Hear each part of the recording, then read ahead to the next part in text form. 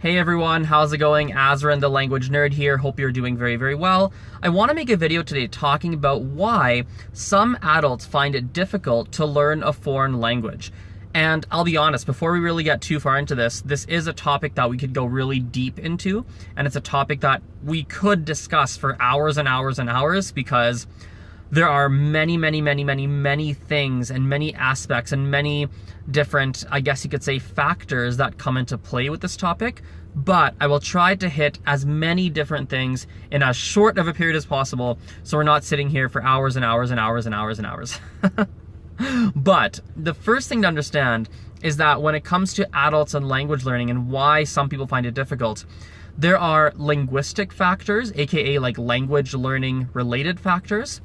And then there are non-linguistic factors, or factors that don't necessarily have to do with language learning as a whole. Linguistic factors, I think one of them to look at is that sometimes people are trying to learn a language that they have never, that shares very few similarities to their own mother tongue. So for example, my mother tongue is English, okay? So if I spoke English and I tried to learn something like Spanish, right? The alphabet's pretty similar, right? That we still have the same alphabet. The sounds are not that different. They are different, obviously, but many of them are extremely similar, if not the same as in English, right? Spanish, also the grammar is obviously different, but often it will translate well into English. It does translate often, not always, but often it will translate directly. But if you look at another language such as Mandarin, which is the language I'm learning right now, Mandarin has characters, which is wildly different than anything you ever see in English. Mandarin grammar is very different, is quite different than what you would see in English, right?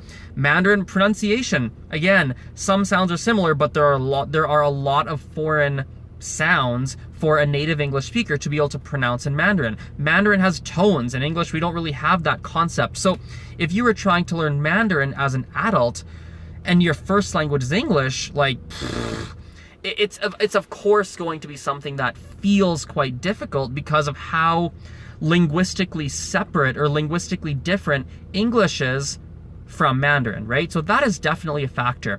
I think another factor as well is how much experience you've had with language learning in general. So for example, maybe you grew up in a country where it was pretty monolingual. When you went to school, it was one language. English or French or whatever language. You really only had experience with one language growing up. And so now when you're jumping into another foreign language, it's hard for you because you've never exercised that muscle in your brain before to try and acquire another language. It's like if I went, it's like me, if I were to go to the gym and try to do a brand new exercise that uses a muscle in my body that I've never used before, initially it's going to be hard until that muscle gets developed. It's kind of a similar kind of concept with this language learning. Language learning kind of, you could look at it kind of like a muscle that requires some training, right? And requires some practice, and you have to get kind of used to it, right? I think another linguistic factor, and this one's a little bit different. This one is something that, interestingly, when you look at online language learning communities, aka when you're looking online at communities of people who are very interested in languages, this is something that they usually know quite intrinsically, and they know at a deep level. But when you look at this and outside of those communities, people don't know. But how you study the language really matters. It matters a lot. If you're taking, like, the way you're learning has to be interesting for you. It has to be engaging for you. It can't just be rote learning where you're consistently just copying down what the teacher's writing on the board. It can't, you have to approach it the right way, and you have to make sure you're going about it in a way that's going to be effective for you, right? And so that is something that a lot of people who don't necessarily know a lot about language learning sometimes forget. They just kind of jump to, I guess I'll take a class, and they don't really know what to do. Well, it's something you should be putting some time into figuring out, and okay, let me make sure I do this right. Let me make sure that I go about this in a way that is productive for me, right? And so feel free to message me, by the way. I'm super open to helping out with that kind of stuff. Feel free to, you'll find all my social medias in the description. Probably Instagram, Facebook are the best places to reach me. Even in the comments of this video, I'm more than happy to help you problem solve that if you have any questions about it. because it's something that's pretty important as well. Now, obviously, there are a lot of other linguistic factors we can get into, but I want to make sure we get to the non-linguistic factors that affect this as well, because those are equally important, and sometimes they could even have a bigger impact on you than the linguistic factors.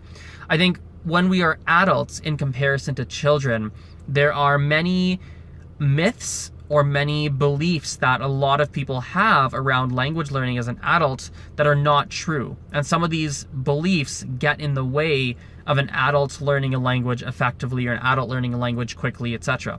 So for example, one common belief is that it's hard for an adult to learn a language. Now, is it difficult? Yes.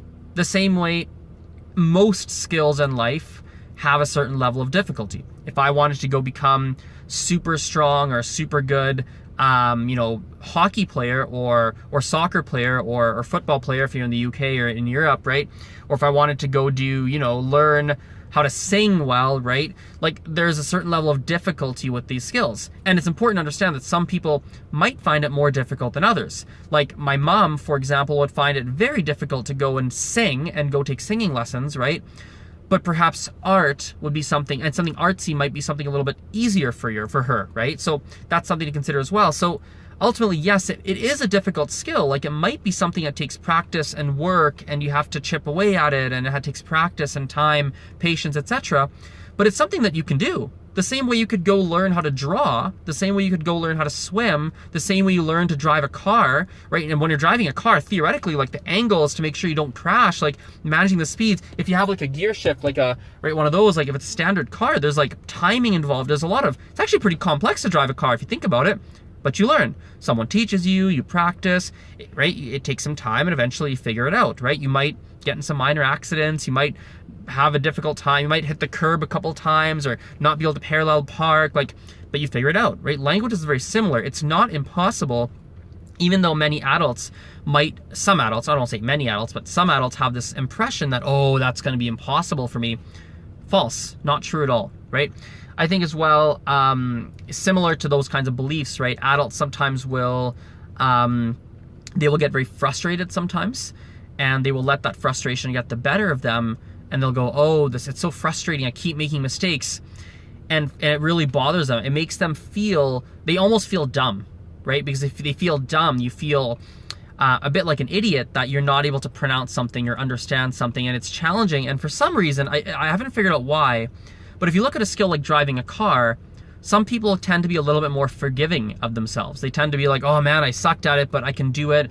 And maybe it's because it's part of culture, maybe because everyone drives and you clearly see that everyone can do it. Like, look at the cars around me, right? Versus languages, maybe you don't know people who've successfully gone and done it. Hey, you might even know more people that have struggled with it, and you've heard more negative stories, which has convinced you that learning a language is not possible. But the reality is that you just have been surrounded by that kind of circle, right? You haven't been...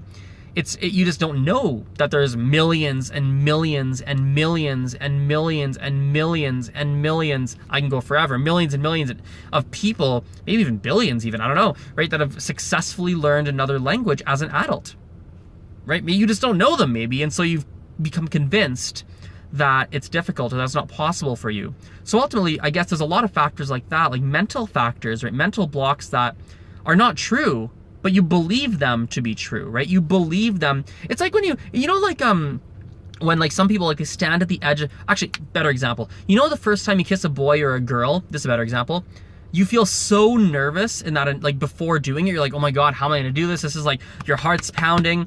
And then you do it and you're like, oh, like you realize very quickly with time and practice, you're like, oh, it wasn't that bad, right? Languages is actually kind of similar. If you just have an open mind and you just kind of go into it, like language learning is probably more difficult than kissing a boy, kissing a girl. Like I understand that, but it's not as impossible as many people think. So anyway, this has been going for 9.5 minutes. I could go forever. Like I said, this is something we can go on for hours and hours and hours and hours, but hopefully this is a good introduction and helps you realize, some of the common reasons as to why, adults struggle with the second language. If you have any questions on it, please feel free to hit me up. Again, this is something I could talk about a lot, but let's wrap it up here. Thank you for watching this video. I appreciate your attention, and we will talk later. Bye for now, guys. See ya.